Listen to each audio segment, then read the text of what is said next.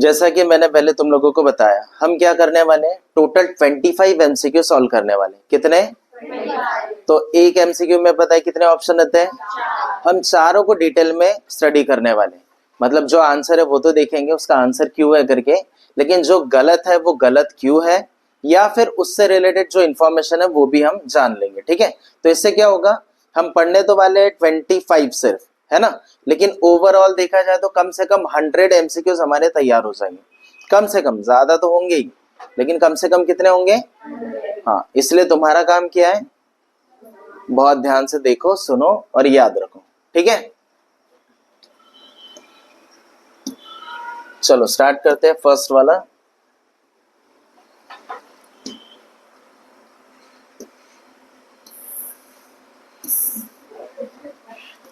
Simple है, आता है? हाँ, who was the first Indian women to go into the space लिखा है। ठीक है, स्पेस में जाने वाली सबसे पहली वुमेन कौन है वो पूछा है। चार ऑप्शन है तुम्हारे पास, कल्पना चावला है, सुनीता विलियम्स है, इंदिरा गांधी और सरोजनी नायडू। इन सब के नाम पहले सुने हैं क्या तुम लोगों ने? कौन क्या है जानते हो क्या? चलो ठीक है, पहले जो हमारा आंसर है उसको टिक कर लेते। क्या है आंसर? अब याद रखो, who was the first Indian women to go into the space, तो इसका आंसर क्या रहेगा? लेकिन अगर मान लो यहाँ पर इंडियन नहीं लिखा होता तो क्या रहता था? और ऐसे में तुम्हारा आंसर गलत हो गया रहता। Who was the first women to go into the space, space में जाने वाली पहली वुमेन, पहली महिला कौन थी? सुनीता नहीं, बता रहा हूं, ऑप्शन के हिसाब से नहीं। ठीक है, और ऑप्शन के हिसाब से भी अगर बोलते तो भी रॉन्ग था। ठीक है, सुनो, अगर ये क्वेश्चन आया who was the first woman to go into the space, ऐसा अगर क्वेश्चन आया, इंडियन वर्ड ऐसा मेंशन नहीं किया है, इंडियन रहेगा तो हम क्या टिक करेंगे? ठीक है, फीमेल पर्सन, वुमेन की अगर बात करें, लेकिन अगर इंडिया की बात नहीं किया है, मतलब इंटरनेशनल लेवल पर, वर्ल्ड लेवल पर, है ना, तब कौन रहेगा? हाँ, वो बताओ। वही है, बोलो। वैलेंटीना नाम है उसका। क्या नाम है? वैलेंटीना टेरेस्कोवा, ऐसा समथिंग कुछ है। ठीक है, क्या नाम है? Valentina Tereshkova. ठीक है, फर्स्ट अगर वुमेन बोला रहता, सिर्फ वुमेन बोला रहता, फर्स्ट वुमेन जो स्पेस में जा रही है, तो हम क्या बोलेंगे? वैलेंटीना। क्या बोलेंगे? लेकिन इंडियन ओरिजिन, इंडियन बोला तो हम क्या लिखेंगे? कल्पना चावला। क्या बोलेंगे? हाँ, अब समझो, लेकिन अगर मान लो वुमेन के बदले में मैन रहता था तो क्या करे रहते? हाँ, सुरेश। ये नाम बहुत कंफ्यूजिंग और कॉमन है, सुरेश, रमेश। अक्सर कंफ्यूजन होता ही है। क्या पूछा है? Who was the first Indian women के बदले में क्या रहता था? मैन। इंडियन की बात कर रहा हूं, ठीक है, जो स्पेस में जा रहा है। कौन रहता था? राकेश शर्मा।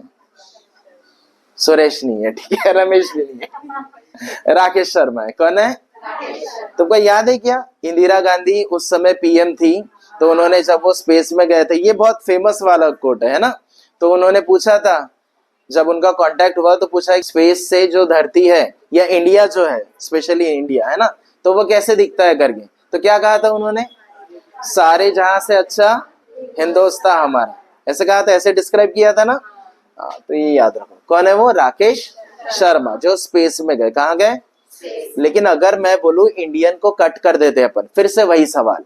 ठीक है, who was the first man to go into the space? Neil Armstrong.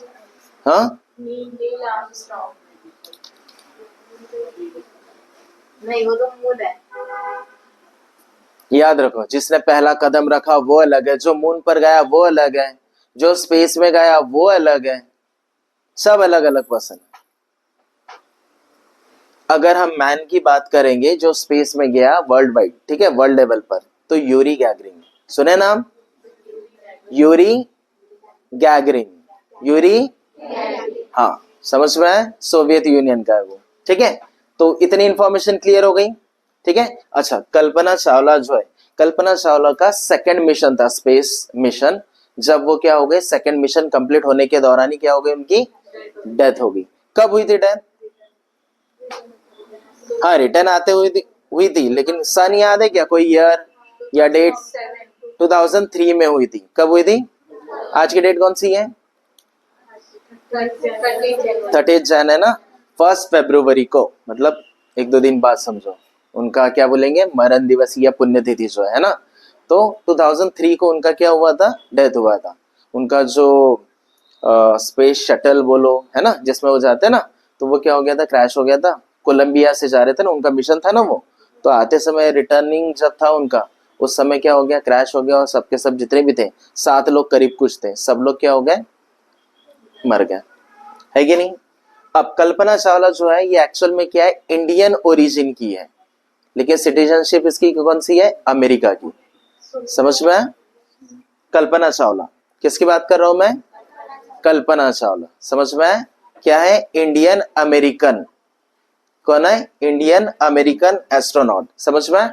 मतलब ये बॉर्न कहां पर हुई है, कहां पैदा हुई है, इंडिया में, लेकिन वहां पर पढ़ाई हुई या फिर वहां के नासा में उसने क्या किया, एडमिशन लिया, या फिर वहां अपॉइंट होकर फिर वहां से मिशन उसने किया। समझ में आया? कल्पना चावला का समझ में आया? अच्छा, तुमको और कुछ पता है कि इनके बारे में? एक मेटसैट 1 नाम का सैटेलाइट है। कौन सा? हाँ, तो वो सैटेलाइट जो है कल्पना नाम से वो जाना जाता है। मतलब उस सैटेलाइट का नाम पहले क्या था, मेटसैट 1 था।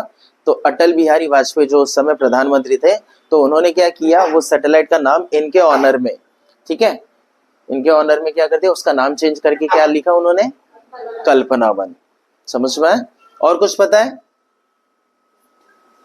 इतनी इंफॉर्मेशन क्लियर हो गई, सबको समझ में आ गया? क्या क्या पढ़े हमने इसमें, समझ में आया? स्पेस से रिलेटेड पहले पहले कौन थे, मैन वुमेन, ये हमने देख लिए। इंडिया वाले कौन थे, वर्ल्ड वाले कौन थे, वो भी देख ले। कल्पना चावला कौन है, वो भी हमने देख लिए, ठीक है। देन उसके बाद में क्या है, सुनीता विलियम्स, ये भी क्या है, इंडियन अमेरिकन एस्ट्रोनॉट है। इंडियन अमेरिकन मतलब समझा, इंडिया में पैदा हुई और कहां पर, हाँ, समझ में आया? हाँ, लेकिन इसके बारे में खासियत क्या है, इनका पता है ना, अभी जस्ट रिसेंटली दिसंबर मंथ में रिटायरमेंट हो चुका है इनका, है ना। अभी अभी इंडिया में भी आए थे, पॉडकास्ट हुआ था उनका, अगर तुमने ध्यान दिया होगा तो, है ना।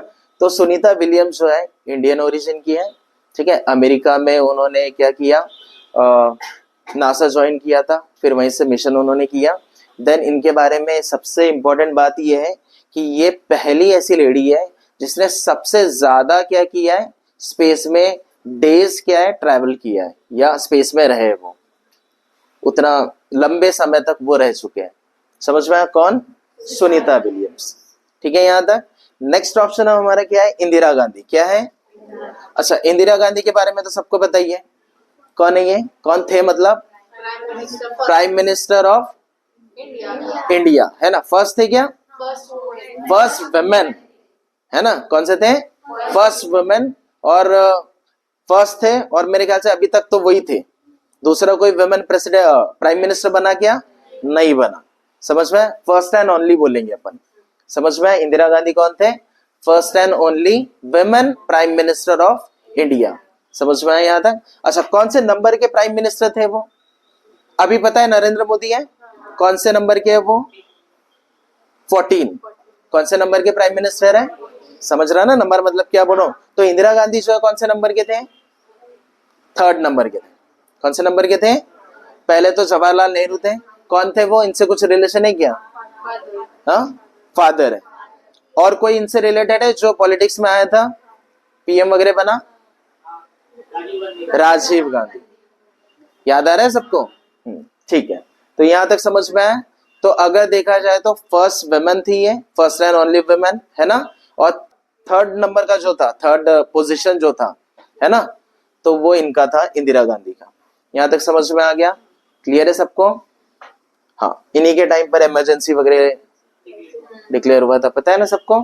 चलो खैर छोड़ा, आगे इनका डेथ कैसे हुआ था पता है, असैसिनेशन। हाँ, उनके ही बॉडीगार्ड ने उनको गोली मारकर उनकी हत्या कर दी थी। देखे ऐसा वीडियो, सुना है ऐसा? ठीक है। लास्ट है हमारा सरोजिनी नायडू। क्या है, सरोजिनी नायडू, सुने नाम ये? हाँ, कौन है, क्या है? हाँ, सबसे इंपॉर्टेंट पॉइंट कौन सा, ये फर्स्ट वुमेन गवर्नर थी। कहाँ की थी? हाँ, इंडिया की तो थी सरोजिनी नायडू नाम से तो समझ में आ रहा है इंडियन ये करके, है ना। फिर भी इंडिया की थी, लेकिन इंडिया में कहाँ की थी? यूपी। क्या है? हाँ, यूपी की फर्स्ट लेडी या फिर वुमेन गवर्नर थी कौन? सरोजिनी नायडू। गवर्नर मतलब क्या होता है पता है? हिंदी में क्या बोलते हैं उसको? राज्यपाल। क्या बोलते हैं? अब सिंपल आसान भाषा में समझो गवर्नर मतलब क्या रहता है। जैसे हमारे देश का राष्ट्रपति होता है कि नहीं? हेड ऑफ द नेशन रहता है, वो कंट्री रहता है, हेड रहता है, बराबर है। वो सिर्फ नाम का रहता है, सारी पावर जो है, मतलब पावर तो उसके पास भी रहती है, हेड वही है, लेकिन सारा काम कौन करता है? मेन प्रधानमंत्री करता है। सेम वैसे ही राष्ट्रपति और प्रधानमंत्री देश के लिए, तो यहाँ पर क्या है? स्टेट लेवल के लिए गवर्नर रहेगा और चीफ मिनिस्टर रहेगा, मुख्यमंत्री। समझा? मतलब सारा पावर किसके पास में रहता है? राष्ट्रपति के पास में रहता है, जैसे देश का है ना फर्स्ट पर्सन या हेड पर्सन बोलते हैं ना अपन कंट्री का, वैसे ही स्टेट का फर्स्ट पर्सन या फिर हेड पर्सन कौन रहता है? गवर्नर। समझ में आया सबको? क्लियर है ना सबको? देन सरोजिनी नायडू के बारे में और कौन सी चीजें पता रहनी चाहिए हमको एग्जाम पॉइंट ऑफ व्यू से? ये पॉलिटिक्स में थी, गवर्नर थी, ये सब तो पता चल गया हमको, है ना। इसके साथ ही क्या है? फर्स्ट लेडी गवर्नर थी और प्रेसिडेंट भी रह चुकी है आईएनसी की। आईएनसी मतलब इंडियन नेशनल कांग्रेस, है ना, उसकी प्रेसिडेंट भी रह चुकी है। और क्या पता है क्या बोला जाता है? पता है क्या क्या बोला जाता है? Nightingale of India. क्या बोलते हैं? मतलब भारत की कोकिला। क्या बोलते हैं? याद रखो ये नाम। क्या है? नाइटिंगेल ऑफ इंडिया, भारत की कोकिला। क्यों बोला जाता है ऐसा? वो बहुत अच्छा पोएट्री करती थी, गाने गाती थी, है ना, स्टेज परफॉर्म करती थी, तो बहुत अच्छी तरीके से, मतलब उसकी वॉइस जो थी बहुत मेलोडियस थी, इस वजह से उसको क्या बोला जाता है? कौन सा टैग बोलो या एक ऐसा क्या बोलेंगे उपाधि दी गई है? Nightingale of India. समझ में आया? याद रहेगा सबको? इतनी इंफॉर्मेशन क्लियर हो गई? पक्का? चलो नेक्स्ट। हम कैसा पढ़ रहे हैं समझ में आया? ठीक है, हम एक क्वेश्चन उठा रहे हैं, ठीक है। ढेर एमसीक्यूज या फिर ढेर इंफॉर्मेशन पढ़ने से कोई मतलब नहीं है। एक क्वेश्चन उठाओ, उसको डिटेल में बारीकी से पढ़ो, ताकि उससे रिलेटेड अगर कुछ भी आ जाए तुम्हारे एग्जाम पॉइंट ऑफ व्यू से, वो सारी इंफॉर्मेशन तुम पढ़ लो या जान लो कि उससे रिलेटेड कुछ भी आए तो तुमसे बन पाए। जैसे अभी देखो फर्स्ट क्वेश्चन हमने जो किए, कितनी सारी इंफॉर्मेशन हमको पता चली कि नहीं? कि फर्स्ट कौन कौन है वुमेन में, मेन में, और वर्ल्ड में कौन कौन है, और इंडिया में कौन कौन है। समझ में? और जो रिमेनिंग थे वो नहीं है तो क्यों नहीं है, या फिर कुछ ऐसे कंफ्यूज करने के लिए ऑप्शन दे दिया, तो भाई उससे रिलेटेड इंफॉर्मेशन क्या है वो हम पता कर रहे हैं। चलो सेकेंड क्वेश्चन देखो यहां पर, the operation flood program in India is related to what? ठीक है, ऑपरेशन क्या लिखा है यहां पर? फ्लड। ये किससे रिलेटेड है? एग्रीकल्चर से रिलेटेड है। एग्रीकल्चर मतलब क्या होता? खेती, खेती, खेती या फिर कृषि। ठीक है, मिल्क प्रोडक्शन पता ही है, वाटर सप्लाई या डेयरी इंपोर्ट्स, है ना। बताओ किससे रिलेटेड है? Operation flood. हाँ, जनरली फ्लड नाम ये सुनते ही हमारे दिमाग में आएगा पानी, पानी से ही बाढ़ आएंगी करके, बट ऐसा नहीं है। किससे रिलेटेड है ये?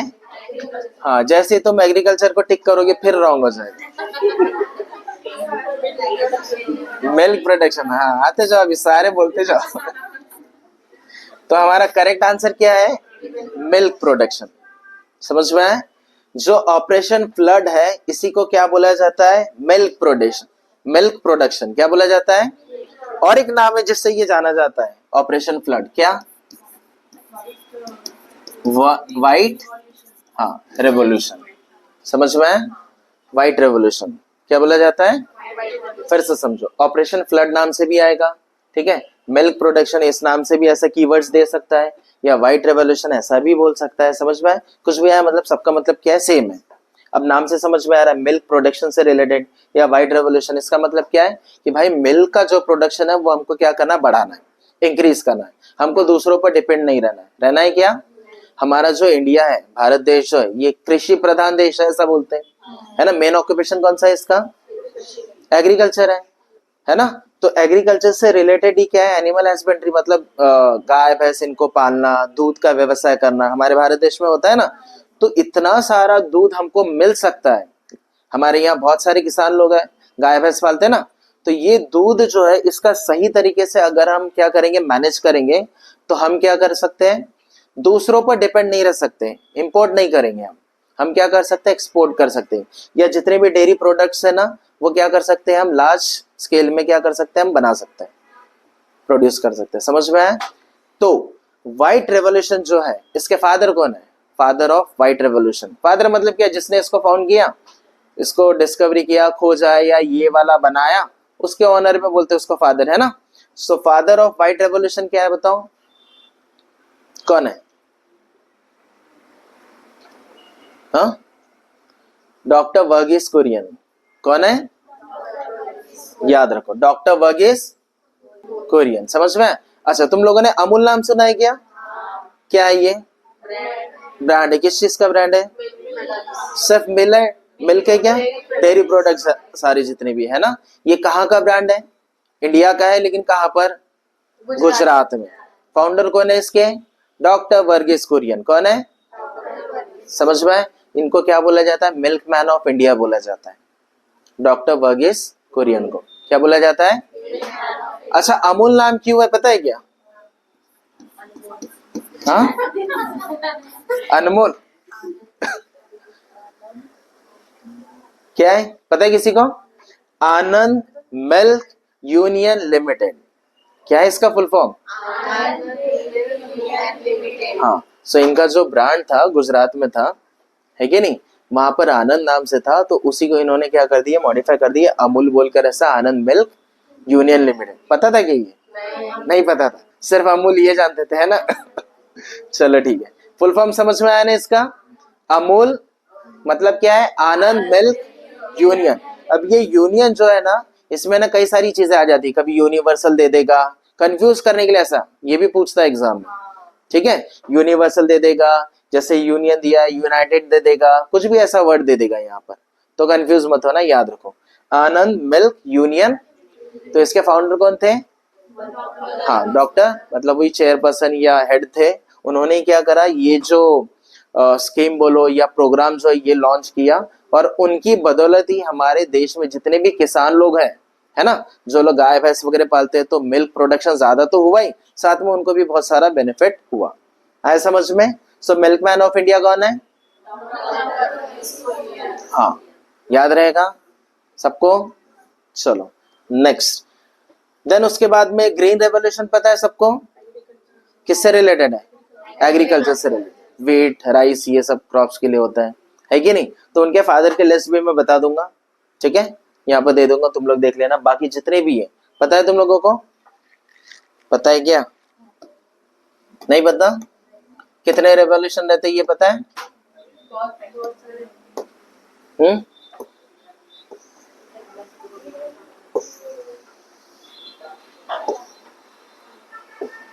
दिखाई दे रहा है क्या?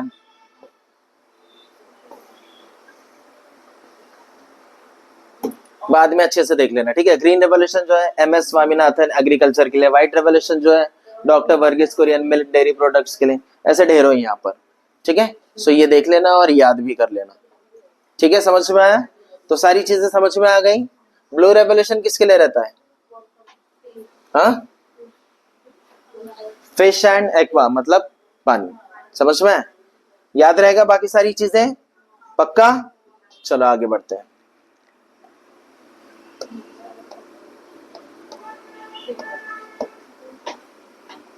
सो वो चीजें तुमको याद करना पड़ेगा।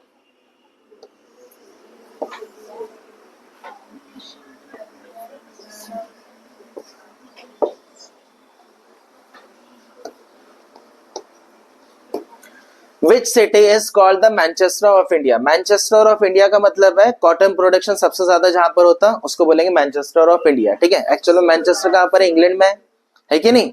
तो यहाँ पर क्या पूछा है, मैनचेस्टर ऑफ इंडिया किसको बोला जाता है, कौन सा यहाँ पर सिटी है, ठीक है, जो क्या है मैनचेस्टर ऑफ इंडिया नाम से जाना जाता है। अब देखो, मैनचेस्टर ऑफ इंडिया मतलब मैंने तुमको बता दिया, कॉटन फैब्रिक जो है जहां पर सबसे ज्यादा प्रोडक्शन होता है उसको ये नाम दिया गया है ना। तो कौन सा है? कानपुर है, अहमदाबाद है, या फिर सूरत है, या फिर मुंबई है, कौन सा है? हाँ, अगर हम इंडिया की बात करेंगे, मैनचेस्टर ऑफ क्या है? इंडिया। इंडिया की बात करेंगे तो आंसर क्या रहेगा हमारा? अहमदाबाद रहेगा। समझ में आया? क्या रहेगा? कहाँ पर है अहमदाबाद? गुजरात में। कहाँ पर है? गुजरात में। समझ में आया क्या? हाँ, तो सबसे ज्यादा वहां पर क्या है? कॉटन प्रोड्यूस होता है, ठीक है, इसलिए क्या है? अहमदाबाद उसका आंसर रहेगा। मैनचेस्टर ऑफ इंडिया बोला है कि नहीं? मैनचेस्टर ऑफ नॉर्थ इंडिया बोला तो क्या बोलोगे? सिर्फ यहाँ पे नॉर्थ वर्ड आ गया, तब क्या रहेगा? कानपुर आंसर रहेगा उसका। क्या रहेगा? समझ में आया क्या? लेकिन अगर Manchester of south of India बोला तो, साउथ इंडिया बोला तो, आते क्वेश्चन ऐसे बनते हैं। देखो टर्म्स वही है, वही सेंटेंस रहेगा, थोड़ा बहुत हेरा फेरी रहेंगी, किसी में नॉर्थ आएगा, किसी में साउथ आएगा। सिर्फ इंडिया आया तो क्या टिक करेंगे हम? अहमदाबाद। नॉर्थ वर्ड आया मैनचेस्टर ऑफ नॉर्थ इंडिया तो कानपुर। साउथ बोला तो कोयम्बतूर। क्या है? याद रहेगा? ठीक है, तो इतना समझ में आ गया। देन उसके बाद में सूरत और मुंबई के बारे में क्या पता है? तो सूरत को क्या बोला जाता है? डायमंड सिटी बोलते हैं। टेक्सटाइल इंडस्ट्री तो है, सिल्क सिटी भी बोलते हैं उसको, या फिर डायमंड सिटी भी बोलते हैं। इस दुनिया का, इंडिया का नहीं बोल रहा हूँ, दुनिया का मतलब वर्ल्ड का पूरा 90% जो भी डायमंड से रिलेटेड काम जो है ना, यहाँ पर होता है, सूरत में होता है। समझ रहे हैं? तो बहुत इंपॉर्टेंट है वो, है कि नहीं? क्या बोलते हैं इसको? डायमंड सिटी और सिल्क सिटी। समझ में? ये टेक्सटाइल इंडस्ट्री से ही है सारे, ये जितने भी है ना, सारे में क्या है? टेक्सटाइल मतलब कपड़ा से रिलेटेड। ये सभी जगह पर जो ऑप्शन में ना, सब में काम होता है और बहुत इंपॉर्टेंट है, ये सारे सभी फेमस है, ठीक है। अब मुंबई भी क्या है? टेक्सटाइल इंडस्ट्री के लिए फेमस है। इसको कॉटन पॉलिस बोलते हैं। क्या बोलते हैं? कॉटन पॉलिस ऑफ इंडिया, मतलब यहाँ पर सबसे ज्यादा मिल्स है, ठीक है। कॉटन फैब्रिक के क्या है? सबसे ज्यादा मिल्स है। कहाँ पर? गेटवे ऑफ इंडिया भी है मुंबई में, है कि नहीं? पता है ना सभी को? हाँ, तो ये सारी चीजें इससे रिलेटेड है, ठीक है, याद रहेगा ना?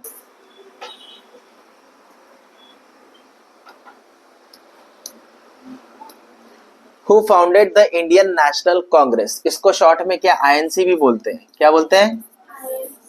इंडियन नेशनल कांग्रेस सबको पता है ना? पंजा देखे नहीं है? फ्लैग में कहीं ना कहीं देखे होंगे ना तुम लोगों ने।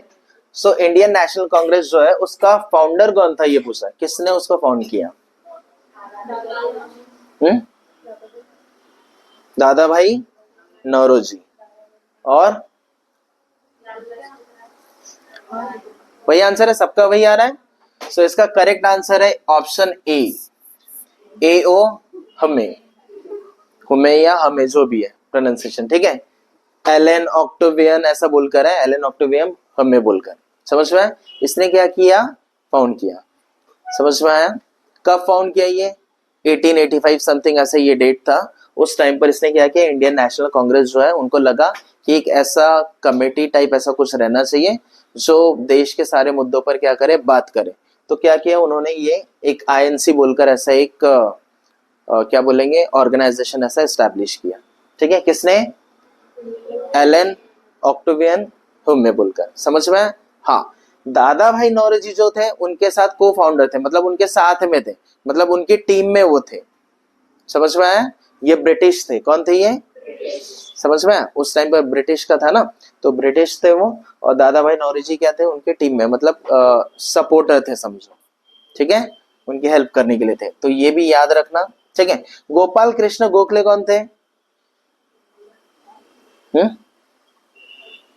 फ्रीडम फाइटर थे, ठीक है। और कुछ थोड़ा बहुत आइडिया है?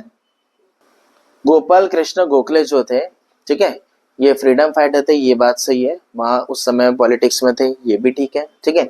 इनके लिए क्या बोला जाता है? ये डायमंड ऑफ इंडिया थे। क्या बोलते हैं इनको?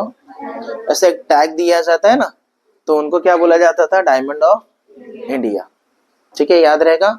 और इनके बारे में और एक ये चीज फेमस है कि ये क्या थे? पॉलिटिकल गुरु थे। किसके? महात्मा गांधी के। गोपाल कृष्ण गोखले कौन थे? पॉलिटिकल गुरु थे, किसके? महात्मा गांधी के। लाला लाजपत राय के बारे में जानते हो? भगत सिंह की एक मूवी आई थी जिसमें बताया गया था, अगर ध्यान दिया होगा तो, या नहीं भी तो हिस्ट्री में वगैरह इनका जिक्र मिलता ही है। कौन है लाला लाजपत राय? फ्रीडम फाइटर थे, ठीक है। और साइमन कमीशन पता है क्या? उस टाइम पर इन्होंने एक मार्च निकाला था, जिस टाइम पर उनकी क्या कर दिए थे 1928 में समथिंग कुछ, तो इनकी क्या कर दिए थे, लाठीचार्ज में उनकी हत्या हो गई थी, बहुत मार लगा था उनको। पता है, देखिए ऐसा पता है क्या, कुछ नहीं पता? सो लाला लाजपत राय कौन थे? फ्रीडम फाइटर थे, ठीक है। इनको पंजाब केसरी या लायन ऑफ पंजाब ऐसा कहा जाता है कि नहीं? याद रखना ये सारी चीजें, पंजाब केसरी या फिर लायन ऑफ पंजाब कहा जाता है, ठीक है। तो ये उस टाइम पर जो थे बहुत मेन लीडर थे, समझो, है कि नहीं? तो उस टाइम पर क्या हुआ, साइमन कमीशन जो था, तो उसके खिलाफ ये लोग क्या कर रहे थे, मोर्चा निकाल रहे थे। तो जो मोर्चा था उसमें क्या हुआ, लाठीचार्ज हुआ, है ना। लाठीचार्ज में क्या हुआ, इनकी डेथ हो गई वहां पर। उससे रिलेटेड जो भी इंफॉर्मेशन पता चली है थोड़ा बहुत वो याद रखो।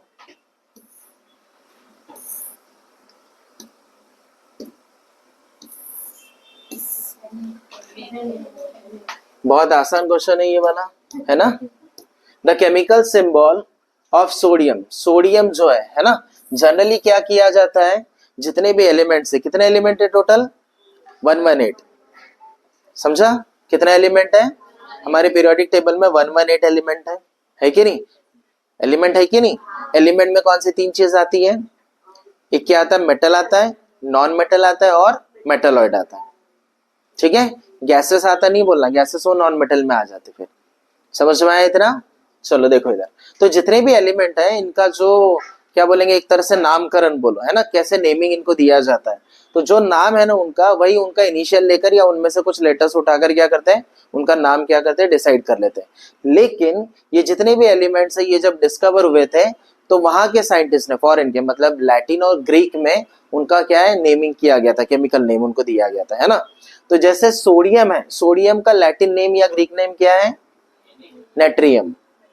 क्या है, नेट्रियम। तो नेट्रियम में क्या आता है, Na आता है, इसीलिए सोडियम बोला जाता है। क्या बोला जाता है, ये इसका कॉमन इंग्लिश नेम है, नेट्रियम से Na, समझा ना।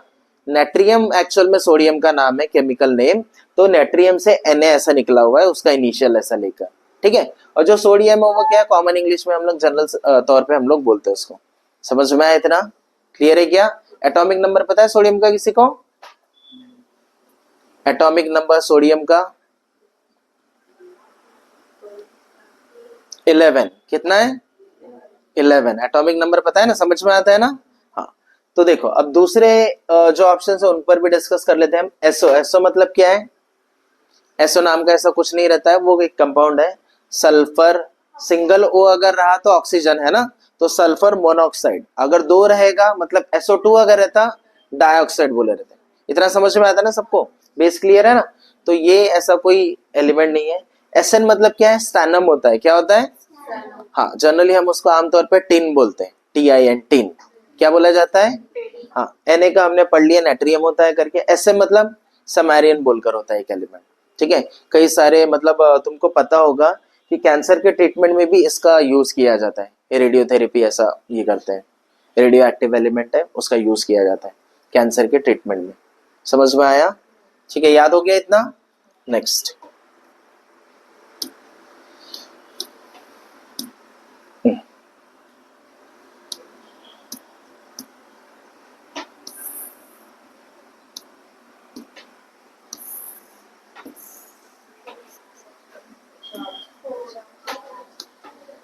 भले क्वेश्चन इजी है लेकिन उसके ऑप्शन भी हम लोग पढ़ रहे हैं ना, तो फिर वो देखा जाए तो डिफिकल्ट बन ही जाते हैं। देखो यार, the human heart has how many chambers? अच्छा, दिल कितने रहते हैं, एक रहता है ना। और चेम्बर्स कितने, मतलब उसमें ऐसे कंपार्टमेंट रहते हैं ना, कितने रहते हैं? ये तो आना ही चाहिए आंसर, ये नहीं आया ऐसा हो सकता क्या, चांस ही नहीं है ना। 4 रहते हैं, समझ में आया? ऐसे एनिमल्स या ऐसे ऑर्गेनिजम्स भी है जिनको एक से ज्यादा हार्ट रहते हैं, चेम्बर का तो छोड़ दो, एक से ज्यादा हार्ट रहते हैं। ऑक्टोपस हो गया, है ना, कई सारे ऑर्गेनिजम्स ऐसे हैं, ठीक है। कुछ वॉर्म्स ऐसे हो गए, ठीक है, जिनमें क्या एक से ज्यादा क्या रहते हैं, हार्ट प्रेजेंट रहते हैं, ठीक है। अब अगर हम चेम्बर्स की बात करें तो ये 2 चेम्बर्स किस में रहते हैं, सिंगल चेम्बर मतलब सिंगल हार्ट वाला तो रहते, जो इनवर्टिब्रेट्स रहते थे स्टार्टिंग में, है कि नहीं, उनमें वो पाया जाता था, है ना, बेसिक लेवल का। 2 किस में रहता है, कुछ फिशेस रहती है जिसमें क्या रहते हैं, कितने कंपार्टमेंट रहते हैं या चेम्बर्स रहते हैं, 2 रहते हैं। समझ में आया क्या? रहू हो गया, शाक हो गया, इनमें 2 चेम्बर्स रहते हैं। समझ में आया? 3 किस में रहते हैं? 3 किस में रहते हैं? 3, हाँ, कुछ एम्फीबियन या फिर रेप्टाइल्स रहते हैं जिसमें कितने चेम्बर्स रहते हैं? 3 चेम्बर्स रहते हैं। समझ में? 5 किस में रहते हैं? हाँ, कुछ ऑर्गेनिज्म है जैसे बीज वगैरह, उनमें क्या रहते हैं? 5 चेम्बर्स वगैरह रहते हैं। समझ में? किसी में किसी में 13 तक भी रहते हैं, पता है क्या? कॉकरोच कितने रहते हैं? 13 चेम्बर्स रहते हैं, पता है सबको? तो ये ऐसा रहता है। चलो आगे देखते हैं। 4 मतलब 4 चेम्बर कौन से रहते हैं, पता है? 2 एट्रिया रहते हैं और 2, ऐसा ही ना? हाँ,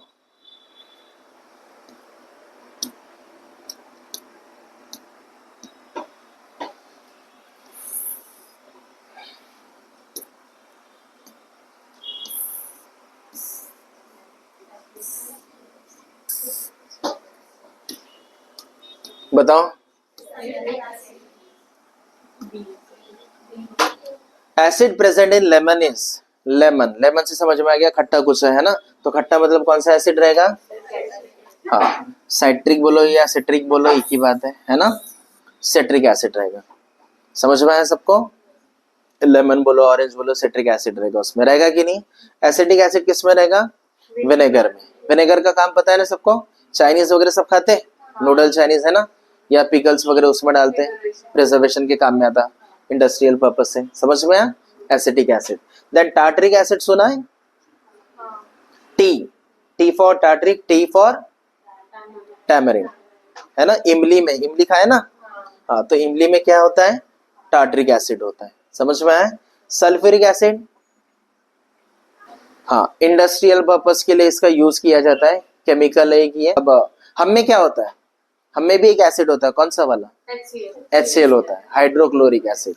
समझ में आया? तो क्लियर हो गया इतना? अच्छा, फॉर्मिक एसिड किस में होता है? फॉर्मिक एसिड, हाँ, किस में? मतलब जैसे मैंने ये क्या बताया, ये बताया ना, ये लेमन में होता है ना? तो वैसा फॉर्मिक एसिड किस में होता है? चींटी काटी है कभी? चींटी काटी तो एक्चुअल में वो काटती नहीं है, पता है क्या तुमको? अपन बोलते हैं ना चींटी काटी करके। लाल चींटी कभी काटी है तुमको? क्या कर दी है लाल चींटी काटी तो? मसल दी है उसको है कि नहीं? करे ना ऐसा? तो एक्चुअल में वो जो चींटी है वो काटती नहीं है अपने को, वो क्या करती है? फॉर्मिक एसिड हमारे ऊपर डाल देती है। जब भी उसको ऐसा लगता है भाई खतरा है करके, तो फॉर्मिक एसिड हमारे ऊपर डाल देती है, और हमको क्या होता है? वो इरिटेशन या जलन ऐसा कुछ होता है कि नहीं? फिर इसके बदले में क्या कर देते हैं? खत्म। ठीक है, टोमेटो में कौन सा रहता है? Oxalic acid. क्या रहेगा? हाँ, the instrument use to measure blood pressure, BP use करने के लिए, है ना? आप मेडिकल फील्ड से हो तो सबको पता ही होगा ये, है कि नहीं? बीपी मेजर करना है तो हमको किसकी जरूरत पड़ेगी? स्पिग्मोमैनोमीटर। समझ में? क्या पता चलता है इससे? सिस्टोलिक, हाँ, डायस्टोलिक प्रेशर पता चलता है कि नहीं? कितना रहता है नॉर्मल रेंज, क्या होता है इसका? 120/, तो जो इसमें 120 जो रहता है वो क्या होता है? और जो 80 रहता है वो? ठीक है, यहां तक समझ में आया? देन अदर ऑप्शंस देखो, थर्मामीटर किसके लिए काम में आता है? टेम्परेचर में मेजर करना है तो उसके लिए, ठीक है। देन हाइग्रोमीटर किसके लिए आता है? Humidity, H for hygro, H for humidity. Humidity मतलब हवा में कितनी नमी है, समझ में? हाँ, मॉइस्चर कितना, ये अगर हमको पता करना है तो ह्यूमिडिटी मतलब हाइग्रोमीटर। समझ में? Then last is barometer. Barometer मतलब प्रेशर। क्या हमें मेजर करना है? तो जब कभी हमें प्रेशर मेजर करना है, ठीक है, तो हम क्या यूज करेंगे? बैरोमीटर यूज करेंगे। समझ में आया? याद हो गया इंस्ट्रूमेंट के नाम और उनके काम? नेक्स्ट,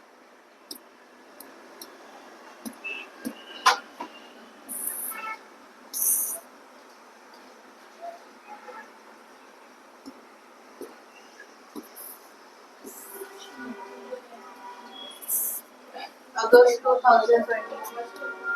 इंडिया चंद्रयान 3 ये है कि नहीं, बहुत फेमस है कि नहीं, अभी रिसेंटली कुछ समय पहले हुआ, बहुत पुरानी बात है, ऐसा भी नहीं है, ठीक है।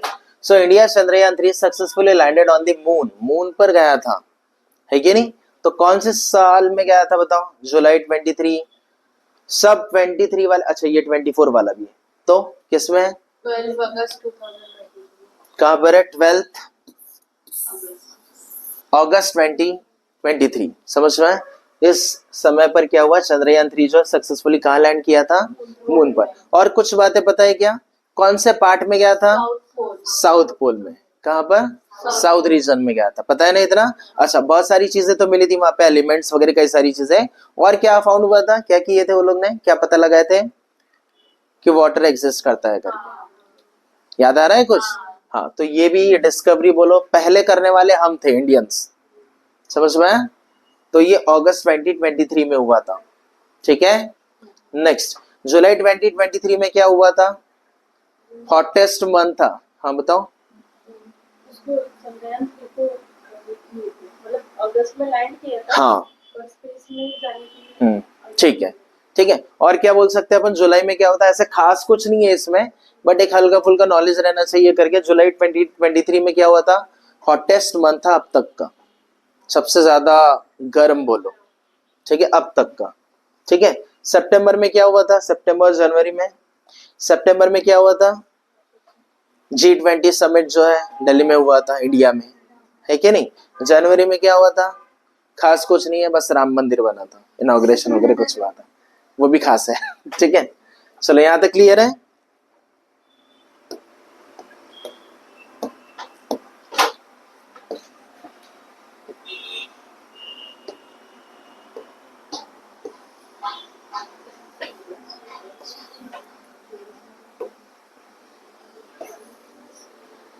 क्या है इसका answer, the host country for ICC men's T20 world cup 2024 was, host country मतलब क्या होता है, जिसने ऑर्गेनाइज किया वो होस्ट हो जाएगा, है कि नहीं। तो ICC men's T20 world cup जो है 2024 वाला किसने होस्ट किया था, ये हमको बताना है, बताओ किसने किया था, इंडिया। किसने किया था, यूएसए एंड वेस्ट इंडीज, किसने किया था, यूएसए एंड वेस्ट इंडीज ने किया था। कब की बात चल रही है ये, हाँ,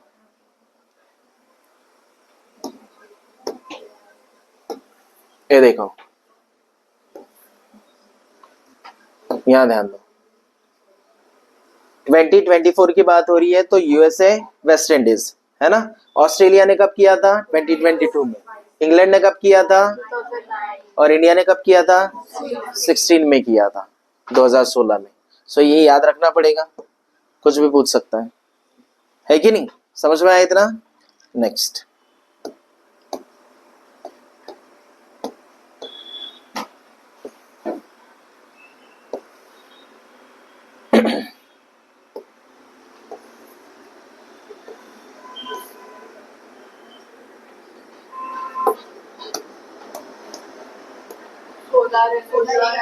पीएम सूर्यघर, ठीक है, Muft Bijli Yojana relates to solar energy for household, समझ में आया, सिंपल ही है।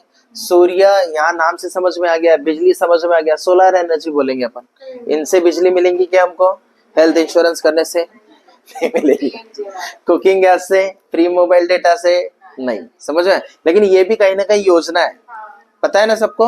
जैसे हाँ, सोलर एनर्जी जो है उसके लिए कौन सी योजना है, सूर्यग्रह मुफ्त बिजली योजना। ऐसा उस योजना के तहत ऐसा बोला गया था कि 300 यूनिट तक जितनी भी बिजली है वो मुफ्त रहेंगी करके, उससे ज्यादा रहेगा तो कुछ चार्जेस लगेंगे। 1 करोड़ लोगों के लिए कुछ ऐसा था, या 3 करोड़, पता नहीं, कुछ तो भी था ना ऐसा क्राइटेरिया। हाँ, देन उसके बाद में फ्री मोबाइल डेटा, ये भी एक स्कीम है, पता है क्या, पता है, यूपी में वगैरह चलता है, एमपी यूपी में लैपटॉप देते थे, टैब देते थे, सुना है ऐसा। फ्री डेटा वाली भी ऐसी स्कीम है ना, मोबाइल टैब देने वाली ये भी स्कीम है, यूपी में है ना। योगी आदित्यनाथ जो है ना, उन्होंने लॉन्च किया था। फ्री कुकिंग गैस वाला कौन सा है, हाँ, प्रधानमंत्री उज्ज्वला योजना सुना है ना, ऐसा देखा भी होगा, पेट्रोल पंप पर ऐसे बड़े बड़े होर्डिंग्स लगे रहते हैं। हेल्थ इंश्योरेंस ये थोड़ा अलग टॉपिक है, ठीक है। हाँ, इसके लिए कौन सा रहता है, पीएमजेवाई, कौन सा वाला, प्रधानमंत्री, हाँ, जन आरोग्य, हाँ, जनधन वाला अलग है, आरोग्य वाला अलग है, ठीक है। तो क्लियर हो गया इतना।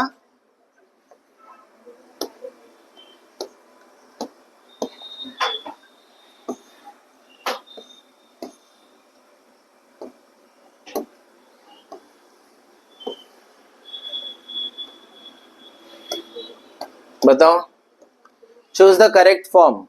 ही dash to school every day, ठीक है। तो क्या आएगा, गो आएगा, गोज आएगा, गॉन आएगा, गोइंग आएगा, क्या आएगा। कितने लोग गोस बोल रहे हैं, 4-5, ठीक है। गो कितने लोग बोल रहे हैं, गॉन, गोइंग, और बाकी लोग कहाँ है, न इधर न उधर। देखो, थर्ड पर्सन है ये, ही शी इट दे, बताया था ना, कल ही समझाया था मैंने। सो ही क्या है, थर्ड पर्सन है, बट कैसा है, सिंगुलर है कि नहीं। तो जो वर्ब आएगा इसके साथ में, उसके साथ में क्या आएगा, बेस फॉर्म तो आएगा, लेकिन उसमें क्या रहेगा, एस या ई एस लगता है, बताया था ना। अब ये गो की फॉर्म दी है यहाँ पे, यहाँ गो आएगा, ये कंफर्म है कि नहीं, लेकिन गो के साथ क्या आएगा, एस लगेगा या ई एस लगेगा, इसका तो चांस नहीं है। क्यों, क्योंकि सिंपल प्रेजेंट टेंस है। एवरी डे मतलब कोई ऐसी यूजुअल वाली या डेली बेसिस पे कोई एक्टिविटी हम कर रहे हैं, हैबिचुअल कोई चीज है ना, उसको अगर हम बता रहे हैं तो हम क्या करते हैं, प्रेजेंट टेंस में बताते हैं। किस में बताते हैं, तो प्रेजेंट टेंस में ये गोइंग आएगा क्या, मतलब ये तो कंटिन्यूस हो गया ना। सिंपल प्रेजेंट टेंस में आएगा क्या, नहीं। गॉन किस में आता है, जब हम परफेक्ट टेंस की बात करते हैं, V3 है नहीं है, पास्ट पार्टिसिपल, ये भी नहीं आएगा। इसके साथ हैव, हैज, ये सब चीजें आती है ना, ये भी नहीं आएगा। अब बचे ऑप्शन हमारे पास गो और गोस। तो अभी मैंने बताया थर्ड पर्सन सिंगुलर है, तो इसके साथ गो आएगा क्या, नहीं, गोज आएगा। क्या आएगा, एस या ई एस लगता है, किसी किसी में एस लगता है, किसी किसी में क्या होता है, हाँ, एस किस में लगेगा, जैसे प्लेज हो गया, क्या हो गया, प्लीज, सिंग्स हो गया, है कि नहीं, इस तरह के इसमें। यहां तक क्लियर है। अगर मान के चलो ही के बदले में दे रहता तो दे गो टू स्कूल, गोज नहीं आया रहता था, समझ में आया, क्योंकि प्लूरल है ना, उसके हिसाब से फिर चेंज होगा वो, ठीक है। यहां तक नेक्स्ट,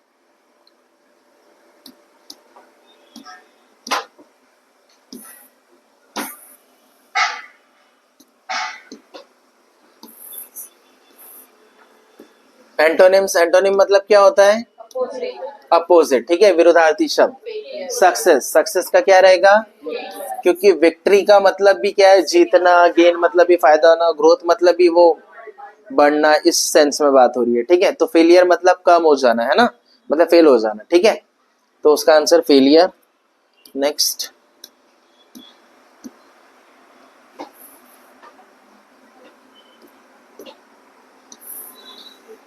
ये कंफ्यूजिंग रहता है, हालांकि रहता बहुत इजी है।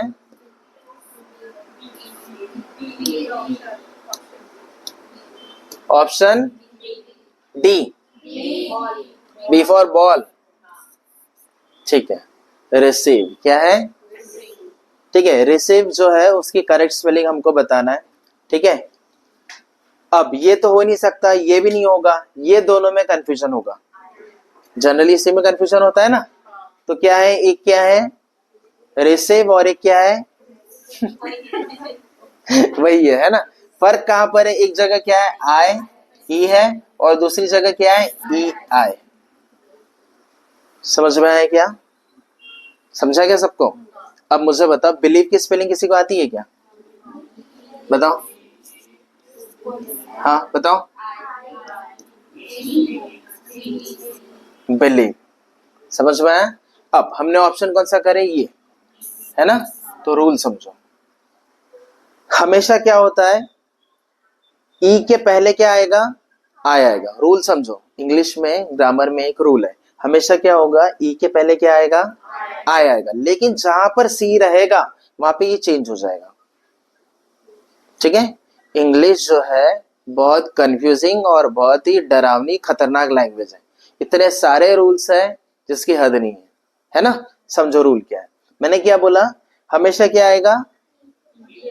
अच्छा डिसीव, डिसीव पता है, धोखा देना, डिसीव, है ना। सो बिलीव, अच्छा बिलीव का एग्जांपल लेकर देखो। बिलीव में देखो आय पहले आया, सिर्फ इतने टर्म की बात करो ना, आय और किसकी बात कर रहे हैं अपन, समझा ना। हाँ तो ये जो है यहाँ देखो, आय पहले आया, फिर क्या आया, ई, लेकिन रिसीव जो है स्पेलिंग उसमें क्या आया, क्यों आया ऐसा, ये सी के वजह से, समझा। सो रूल याद रहेगा, हमेशा आय पहले आएगा और ई बाद में आएगा, लेकिन जहां पर सी रहेगा जिस भी इसमें, उसमें क्या होगा, ई पहले आएगा, डिसी वगैरह से देख सकते हो स्पेलिंग तुम लोग, ठीक है। लेकिन साइंस की स्पेलिंग बताओ।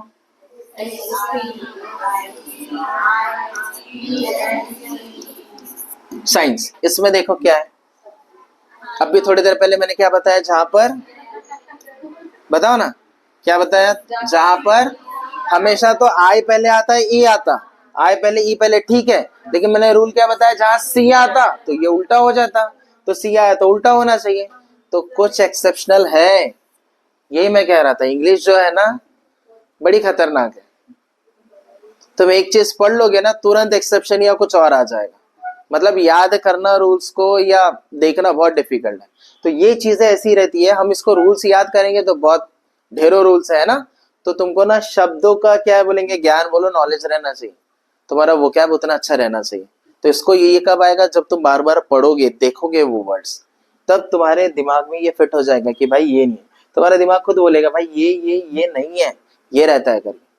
याद करने की जरूरत नहीं, तुम बार बार देखोगे ना अपने आप, ये तुम्हारा दिमाग जो है ना, ब्रेन वो सिग्नल देगा, समझा।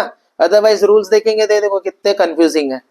पहला रूल बोलता है कि भाई ठीक है आए और ये आना चाहिए, उसके बाद है ना सी लगेगा तो चेंज हो जाना चाहिए, लेकिन यहाँ हमने वैसा करे तो फिर गड़बड़ हो गया, तो ये एक्सेप्शन है फिर, ठीक है। लगा था कि ये चिल्लर सब में हम इतना डिस्कस करेंगे ऐसे रहता।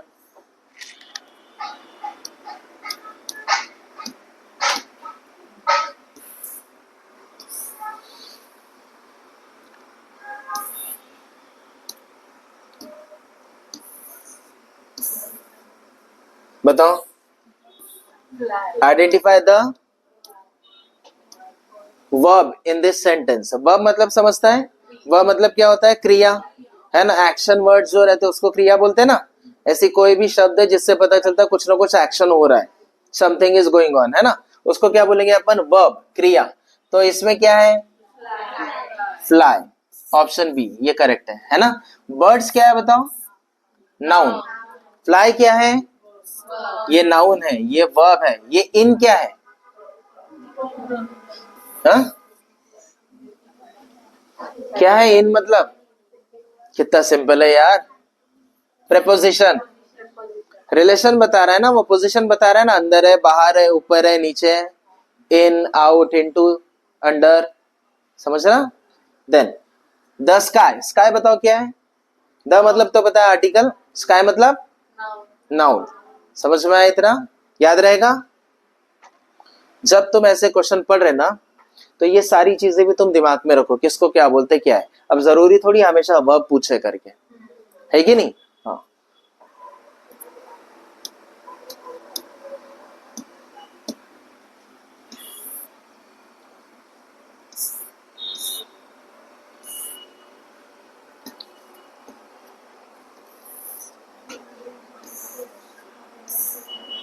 फड़े हा शब्द काय दर्शतो, बताओ।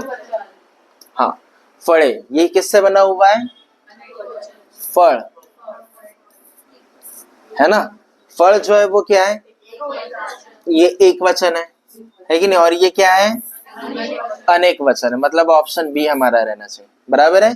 क्रियापद बोल सकते क्या, नहीं, क्रिया से तो कोई तालमेल ही नहीं है उसका। विशेषण है क्या, नहीं, समझ में आया। विशेषण मतलब कि अगर बोला रहता ताजी फड़े, गोड़ फल, है ना, तो ऐसा कुछ बोला रहता तब क्या बोलेंगे अपन, विशेषण। अदरवाइज ये क्या है, अनेक वचन, समझा, समझा गया।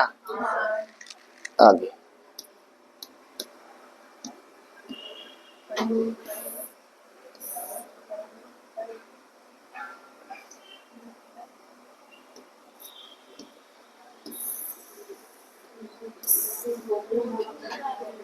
तो झोपला आहे, झोपू द्या ना सर.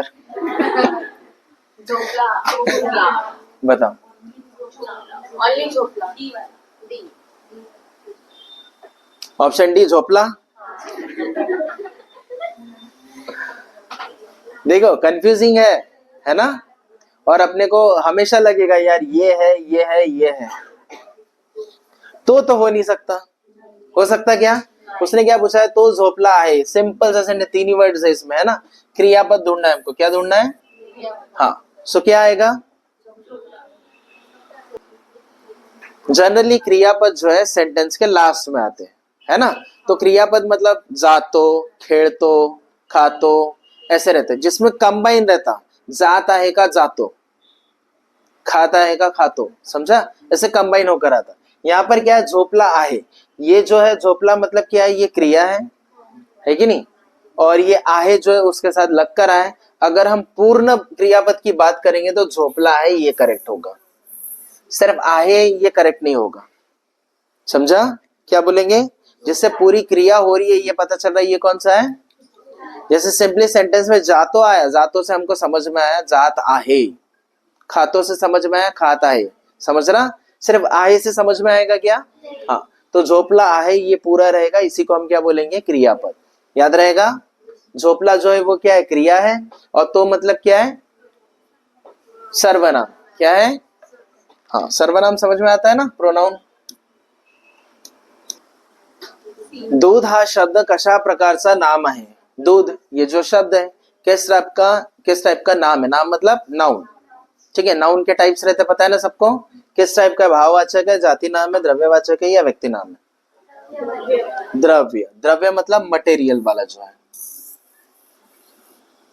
समझ में है. द्रव्यवाचक क्या है, मेजरमेंट से रिलेटेड कुछ भी आया तो हम क्या बोलेंगे, द्रव्यवाचक बोलेंगे, है ना. जैसे कि क्या हो गया, दूध हो गया, सोना चांदी मिट्टी शक्कर गेहूं, ये सारी चीजों को हम काय में बोलेंगे, द्रव्यवाचक में बोलेंगे. समझ में है. क्लियर है सबको. अच्छा भाववाचक क्यों नहीं बोलेंगे. भाववाचक मतलब क्या होता है, जिसमें क्या रहते हैं, इमोशंस रहते हैं या स्टेज रहते हैं, स्टेजेस रहते हैं, है कि नहीं. मतलब जैसे बुढ़ापा हो गया, जवानी, बचपना, स्टेज, ये भी आ जाता है उसमें. ठीक है. जाति नाम किसको बोलते हैं, पुरुष. जाति.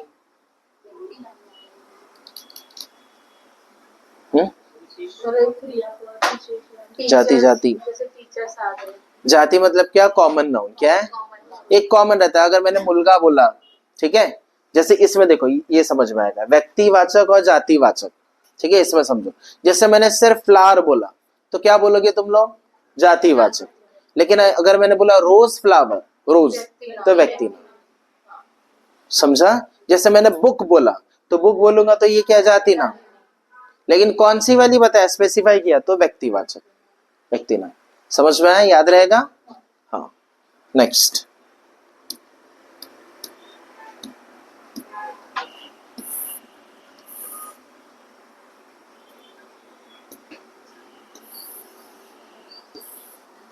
कौन सा टॉपिक का है.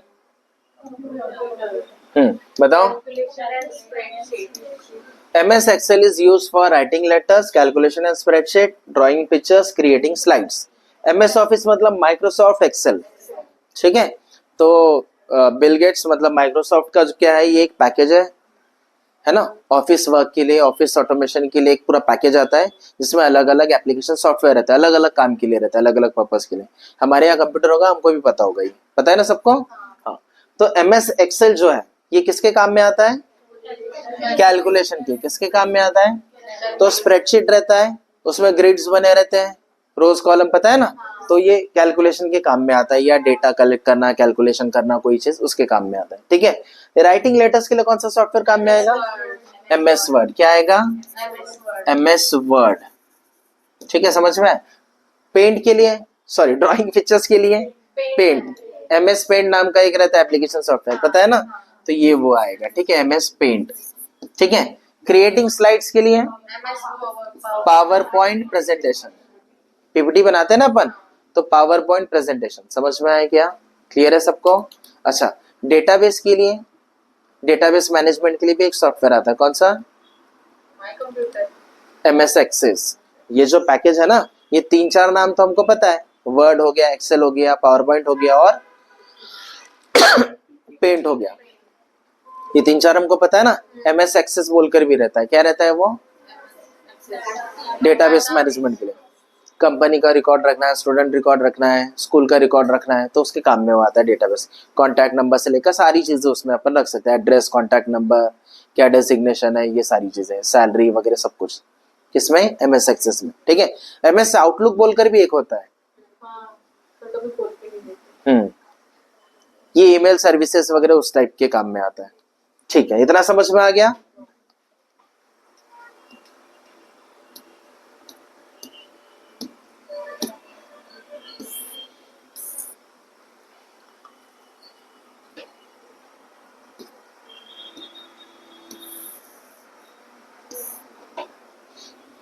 बताओ, the full form of URL बहुत इंपॉर्टेंट है, बहुत बार एग्जाम में आ चुका है। ठीक है, uniform resource locator, uniform record link, universal resource. देखो ये ऐसे कंफ्यूजिंग नाम देता, नाम देख रहे ना, uniform, universal, unified, union, unicorn, ये इसी तरह के नाम देगा कि तुम कंफ्यूज हो जाओ, इसलिए अच्छे से पता रहना चाहिए। Universal resource language, universal resource language. और कोई? सो इसका करेक्ट आंसर है uniform resource locator. Uniform resource ये क्या करता है, वेब पेज जो है उसकी लोकेशन बताता है हमको, लोकेट करता है, वो एड्रेस बताता है, समझो। URL मतलब समझा, एड्रेस क्या है, यूनिफॉर्म रिसोर्स लोकेटर। मतलब URL देखो, जब हम गूगल ओपन करते तो ऊपर में एक बार आता है ऐसा, याद आए क्या, जिसमें अपन टाइप करते हैं, सर्च करते हैं, HTTP ऐसा, देखे, देखा है सबने। तो वो जो रहता है ना, वो एड्रेस बार है बोलते हैं, और वहां पर क्या करते हैं अपन, URL डालते हैं, समझा, एड्रेस डालते हैं, फिर वहां एड्रेस से फिर ये लोकेट होता कहां पर जाना है भाई हमको। ढेरों वेब पेजेस है ना, तो ये क्या करेगा, यूनिफॉर्म रिसोर्स लोकेटर, वो वहां से लोकेशन हमारी जाएगी, कौन सा वेब पेज हमको एक्सेस करना है करके, समझा। URL क्या है, हाँ। बाकी तो ये कंफ्यूज करने के लिए दिया है, ये सब कुछ नहीं रहता, ऐसा कंफ्यूज करने के लिए दिया है। समझ में आया, याद रहेगा ना।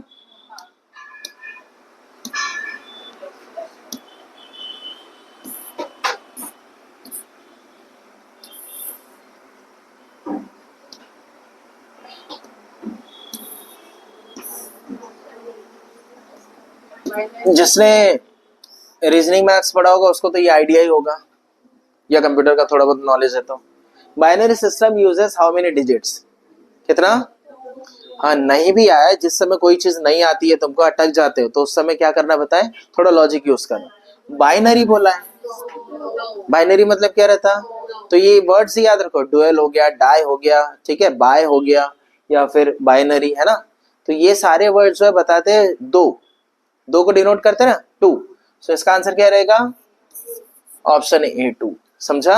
वो कौन से डिजिट होते हैं अगर ऐसा पूछा तो, कितने, हाउ मेनी डिजिट्स बोला है ना, विच आर दे ऐसा बोला रहता तो 0 and 1, कौन से रहते हैं, 0 and 1, बस यही 2 डिजिट से पूरा कंप्यूटर सिस्टम है हमारा, मशीनरी वो काम करता है, समझा। जैसे मैंने ए टाइप किया, बताया था ना तुमको, ए टाइप करूंगा तो कंप्यूटर को, मशीन को नहीं पता ये मतलब क्या होता है, तो हम क्या करेंगे, ए के पीछे में कोडिंग कर देंगे, जैसे ही ए प्रेस होगा तो ये कोड जनरेट होगा और कंप्यूटर में शो होगा फिर 0 and 1 के कॉम्बिनेशन में कुछ, मतलब 0001 या 101001, ऐसा, समझ रहा है मैं क्या बोल रहा हूँ। तो इनके ही कॉम्बिनेशन में रहेगा वो, जो भी वो लेटर या नाम या कुछ भी ऐसा रहेगा वो, ठीक है, इतना समझ में आया। सो 0 and 1 दो ही क्यों रहते हैं, क्योंकि मशीन जो है ऑन और ऑफ यही प्रिंसिपल पे काम करती है ना। जो भी मशीन रहती है ना, इलेक्ट्रॉनिक सिस्टम जो रहता है, सर्किट रहता है, ऑन ऑफ इसी पे काम करता है ना। सो ऑन ऑफ का मतलब ही 0 1 होता है, समझ में। इसीलिए बाइनरी सिस्टम जो है ये फॉलो होता है। 8 मतलब क्या है, ऑक्टेल, क्या रहता है, 8 रहते हैं, कितने रहते हैं, 8 डिजिट रहते हैं उसमें, समझ में आया क्या। देन इसके बाद में 10 मतलब डेसिमल, हम यूज करते हैं ना, या पढ़ाया तो था, सब कुछ भूल गए सब। डेसिमल नंबर सिस्टम है ना, डेसिमल मैंने बताया था ना, कितने से कितने डिजिट रहते हैं, 0 to 9, 1 से नहीं 0 से, समझ में, 0 से 9 तक रहते हैं। 16 मतलब हेक्सा डेसिमल, हेक्सा मतलब 6, डेसिमल मतलब 10, हो गए 16। हेक्सा डेसिमल, हेक्सा डेसिमल में कौन सा नंबर आएंगे, 0 to 9, ये 10 हो गए, हो गए कि नहीं। फिर ए से लेकर एफ तक 6 होते हैं, है कि नहीं। तो ये दोनों का कॉम्बिनेशन रहता है, नंबर का भी अल्फाबेट का भी, ठीक है। याद रखो ये सब, इसकी भी इमेज में डाल दूंगा, ठीक है।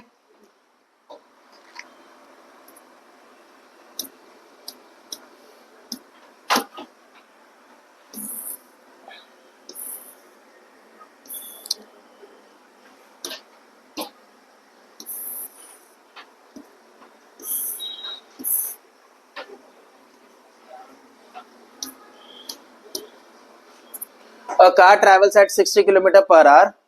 How much distance will it cover in 2.5 hours? 2.5 घंटे की बात है ना। फॉर्मूला सबको आता है, क्वेश्चन समझ में आया। 150 किलोमीटर पर आवर। देखो इसको सॉल्व करने के ढेरों तरीके, एक तरीका ये वाला है, ठीक है। हमें क्या कैलकुलेट करना है, ये फॉर्मूला पता है ना, टीडीएस वाला फॉर्मूला है ये वाला, ठीक है। इसको अपन शफल कर सकते हैं, पता है ना, जो फाइंड करना है उसको एक साइड रखो, बाकी को शिफ्ट करो। तो हमें फाइंड क्या करना है, डिस्टेंस फाइंड करना। डी को यहाँ रखो तो इधर क्या आ जाएगा, टी इंटू एस आ जाएगा। सो टाइम हमारे पास 2.5 है, स्पीड कितनी की है, 60 की। अब ये दोनों को मल्टीप्लाई करना पड़ेगा, तो कैसे मल्टीप्लाई करते हैं, या तो मल्टीप्लाई करके डेसिमल पुट करो, या देखो ये हट जाएगा और ये 0 कट जाएगा, समझा। तो 25 इंटू 6 करेंगे तो कितना आएगा, 150 आएगा। 150 किलोमीटर डिस्टेंस है क्या, ऑप्शन सी। समझ में आया। लेकिन इतना फॉर्मूले की झंझट में न जाते हुए हम डायरेक्ट भी सोच सकते हैं। देखो 60 किलोमीटर पर आवर, इसका मतलब है कि भाई 1 घंटे में 60 किलोमीटर जा रही है। तो 2.5 घंटे का मतलब क्या होता है, देखो इधर 1 घंटा, 1 घंटा और 30 मिनट्स, मतलब आधा घंटा, बराबर है। समझ रहा है ना सबको। तो इसमें 1 घंटे में 60 जा रही है, जा रही कि नहीं, इसमें 60 गया, इसमें भी 60 गया, और इसमें कितना, क्योंकि ये आधा घंटा है ना। अब जोड़ो सबको, कितना आएगा, हाँ। तो जरूरी नहीं है फॉर्मूला, ठीक है। या तुमको डायरेक्ट पता होगा, ये पॉइंट से ये दोनों को मल्टीप्लाई करना पड़ता। डिस्टेंस फाइंड करना है तो टाइम और किसको, स्पीड को मल्टीप्लाई करना पड़ेगा। अगर ये तुम्हारे दिमाग में है तो ये डेसिमल से ये हट जाएगा, और ये 25 6 टाइम्स, 4 टाइम्स करेंगे तो 100 आता, 6 टाइम्स करेंगे तो 150। हम ऐसे डायरेक्ट भी जा सकते हैं, जरूरी नहीं है फॉर्मूले से करना। तो ऐसे भी सोच सकते हैं कि 1 घंटे में अगर 60 जा रही है तो भाई 2.5 घंटे, 2 घंटे रहता तो डबल कर दिए रहते, 5 घंटे रहता तो 5 बार कर दिए रहते। समझ में आया, सिंपल है ना। हाँ, next.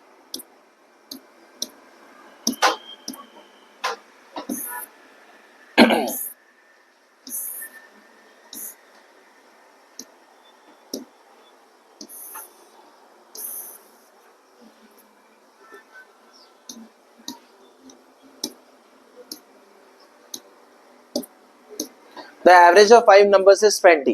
If one number is 30, what is the average of the remaining 4 numbers? बताओ।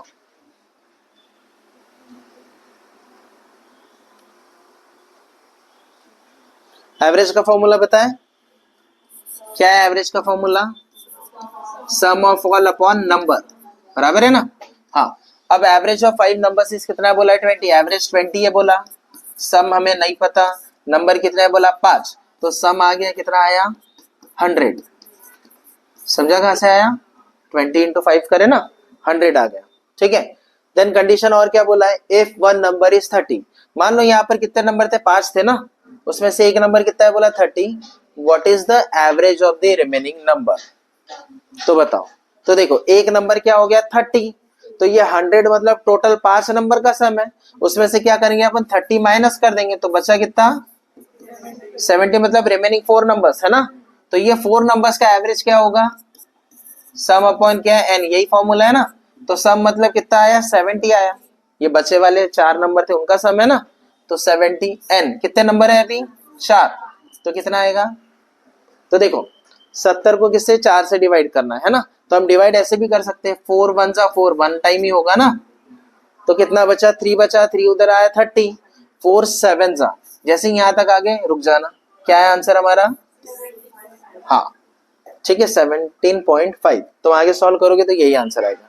है कि नहीं, आएगा कि नहीं, क्योंकि क्या है कितना बचा, 2 बचेगा ना, 28 आएगा, 30 था तो 2 बचा, 2 उधर आएगा, पॉइंट लगा के फिर 20 बन जाएगा, 4 5 20 होगा ना ऐसा।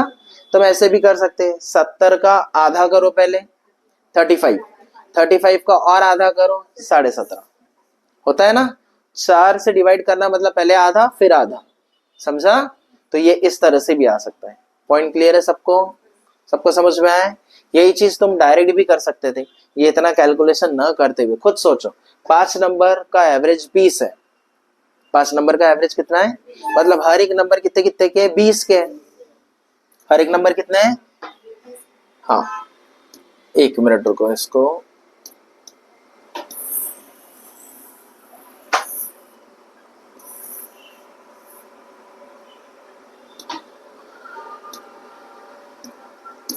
पांच नंबर है ना। सो ये 20 20 20 20 और 20 बराबर है, 5 नंबर हो गए। समझो अच्छे से मैं क्या बता रहा हूं, छोटा ही समय बट अलग अलग तरीके से समझो क्या चीज है। सो 5 नंबर है, सभी का एवरेज कितना है बोला 20, तो मैंने 5 नंबर लिख दिया, मान लिया। एवरेज मतलब बताया था तुमको, सेंट्रल टेंडेंसी, सेंट्रल नंबर रहता है ना, मिडल नंबर बताया था ना। तो सबको अपन ने 20 मान लिया। If one of the number is 30, उसमें से एक नंबर क्या है बोला, मान लो इसको मैंने थोड़ी देर के लिए 30 लिया, क्या लिया 30 लूंगा तो क्या हो जाएगा, अब ये 30 में +10 एक्स्ट्रा आ गया ना, तो ये +10 एक्स्ट्रा कहां से आया, ये इधर से आया, इनमें से कुछ कुछ कम कम हुआ होगा ना, हुआ होगा कि नहीं। तो कितना आया 10 आया कि नहीं।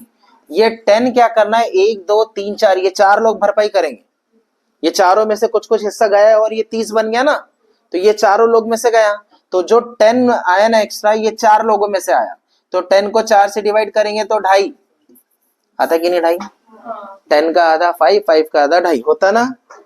तो ये 20 में से कोई भी एक नंबर में से 2.5 माइनस कर दो 17.5, समझा एवरेज मतलब, क्लियर हुआ क्या। तो इस तरह से भी हम जा सकते हैं, ठीक है। अदरवाइज फॉर्मूले तो ढेरों, ये भी एक फॉर्मूला, दूसरा और एक फॉर्मूला रहता है, बट तुम सोचो एक्चुअल में एवरेज होता क्या है, उस हिसाब से जाओ, ठीक है।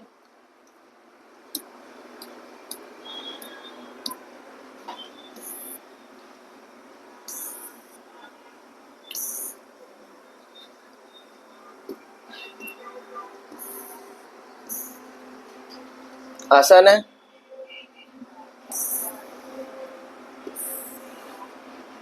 बताओ क्या पूछा है। Find the HCF, LCM HCF कुछ भी पूछ सकता है, दोनों भी पूछता है कभी कभी, है ना। सो HCF पूछा है 24 और 36 का क्या रहेगा। तो देखो 24 है और क्या है 36 है, हमें क्या पूछा है HCF, क्या पूछा है। देखो था कैसे फाइंड करते हैं, दोनों को साथ में करो, अलग अलग भी हम फैक्टर्स निकाल के कर सकते हैं, बट टाइम जाएगा, तो दोनों को एक साथ करो। तो इवन नंबर यहाँ भी है इधर भी है, 2 से करेंगे, है ना। सो 2 1 जा 2 2 जा 4 बराबर, 2 1 जा 2, 1 इधर आया 16, 2 8 जा 16, ठीक है यहाँ तक। फिर 2 6 जा 12 है ना, 2, हाँ कॉमन टेबल है, कोई आता 2 तो नहीं आता, नेक्स्ट कौन सा है 3, 3 2 जा 3 3 जा, और कुछ कॉमन है, तो बस जहां तक कॉमन चल रहा है वही हमारा क्या है HCF है, क्या है, क्या है, मतलब हाईएस्ट कॉमन फैक्टर HCF। तो क्या रहेगा, जो कॉमन चल रहा था, क्या चल रहा था 2 इंटू 2 इंटू 3, मतलब कितना आया 12, है क्या आंसर, हाँ ये वाला, ठीक है समझ में आया, कोई डाउट किसी को, ठीक है। इस तरह से हम सॉल्व करेंगे, बाकी तरीके और भी है, 24 का अलग निकालो, 36 का अलग निकालो, वैसे भी कर सकते, ठीक है। लेकिन और एक तरीका है जो हम आसानी से जा सकते हैं ऑप्शन से। देखो HCF मतलब क्या होता है, मतलब वो बड़े से बड़ा नंबर जो उसका कॉमन फैक्टर होगा, कॉमन रहना चाहिए और बड़े से बड़ा नंबर रहना चाहिए। तो मैं क्या करूंगा, जो ऑप्शन दिया ना सबसे पहले बड़ा ऑप्शन चेक करूंगा। क्यों बड़ा ऑप्शन, क्योंकि हाईएस्ट कॉमन फैक्टर बोला है, तो बड़ा ऑप्शन आया मैं 24, क्या 24 दोनों को डिवाइड करता, नहीं करता, तो मेरा आंसर ये नहीं होगा, समझा, कॉमन रहना चाहिए ना दोनों में। फिर आते हैं 24 के नीचे में क्या है 18, 18 दोनों को डिवाइड करता क्या, करता क्या, 18 किसको करता, इसको करता, इसको नहीं करता, तो ये भी नहीं होगा आंसर। क्या 24 करता क्या, सॉरी 12, क्या 12 करता क्या दोनों को डिवाइड, इसको भी कर रहा उसको भी कर रहा है कि नहीं। लेकिन क्या 6 भी करता क्या, हाँ, लेकिन यहाँ क्या बोला है, HCl हाईएस्ट वाला लेना पड़ेगा मुझे, इसलिए मेरा आंसर ये रहेगा। समझा? तो या तो ये करके डायरेक्ट पहुंच सकते, या डायरेक्ट ऐसा मेंटल वर्क कर सकते तुम लोग, भाई कौन सा नंबर डिवाइड कर रहे हैं इनको करके, ये रहता है HCl। समझ में आया? कोई डाउट किसी को? नेक्स्ट, नाउ द लास्ट, आ जाएगा सबको?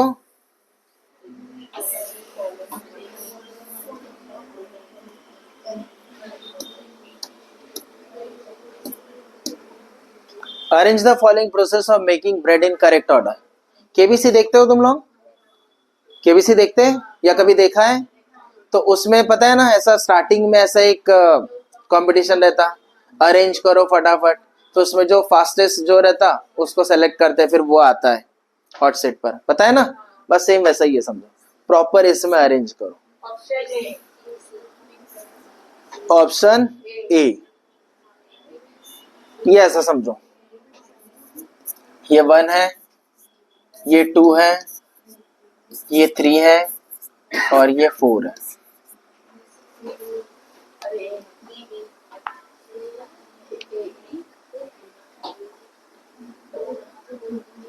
बताओ। अरे कभी तुम लोगों ने केक नहीं बनाया क्या? तो फिर कैसे बनाया वही तो बताना है। केक बनता है किससे? ब्रेड से ना। तो तुम लोगों ने बनाया होगा ना, ब्रेड बनता ना वो। बताओ। ऑप्शन ए क्या रहेगा हमारा आंसर? ए। कैसे रहेगा? तो देखो यहाँ पे 2 4 1 3 है ना। हमें क्या करना है? Arrange the following process of making bread in the correct order. हमें क्या बनाना है? ब्रेड बनाना है या फिर मान लो केक बनाना है। तो सबसे पहले जो भी इंग्रेडिएंट्स है उनको क्या करेंगे? हम मिक्स करेंगे। तो पहला आंसर आएगा हमारा ऑप्शन 2 आएगा, बराबर है। मिक्स करेंगे बराबर। मिक्स करने के बाद क्या है? नीडिंग। नीडिंग मतलब क्या रहता है? गूंथना। मिक्स करना और गूंथना दोनों में फर्क है, एक ही नहीं है वो। गूंथना समझता ना, आटे की लोई बनाते हैं ना अपन। हाँ, तो दूसरा ऑप्शन क्या आएगा?